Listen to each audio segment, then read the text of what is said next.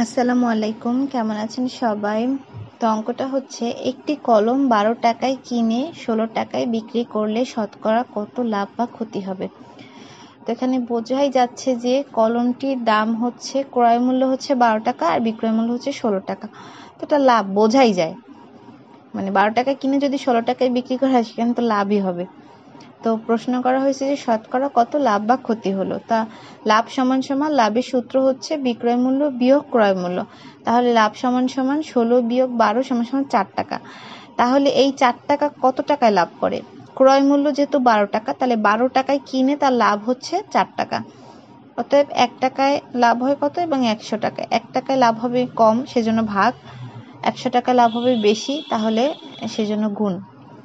তো বের হয় হচ্ছে 33.33 টাকা, এরকম। তো এটাই উত্তর। আরেকটা অঙ্ক আছে এরকম যে 14 জন লোক একটি কাজ 15 দিনে শেষ করতে পারে, ওই কাজটি 10 দিনে করতে হলে কতজন লোক নিয়োগ করতে হবে?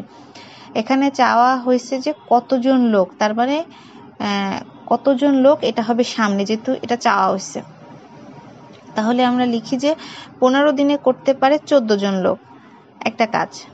15 দিনে একটা কাজ করতে পারে হচ্ছে 14 জন লোকে। তাহলে একদিনে করতে পারবে কতজন লোক? অবশ্যই মানে একদিনে করতে আরো অনেক বেশি লোক লাগবে, কারণ 15 দিনে এই কাজটা করতেই 14 জন লোক লাগে। তাহলে একদিনে যদি করে তাহলে আরো অনেক বেশি লোক লাগবে, সেজন্য গুণ। এবং 10 দিনে করতে এই একের থেকে হচ্ছে মানে কম লোক লাগবে, সেজন্য এটা ভাগ।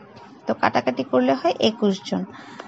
তো 21 জন লোক যদি নিয়োগ করে, এই কাজটি 10 দিনে করতে হলে 21 জন লোক নিয়োগ করতে হবে। তো আশা করছি সবার ভালো লেগেছে। সবাই ভালো থাকবেন। আল্লাহ হাফেজ।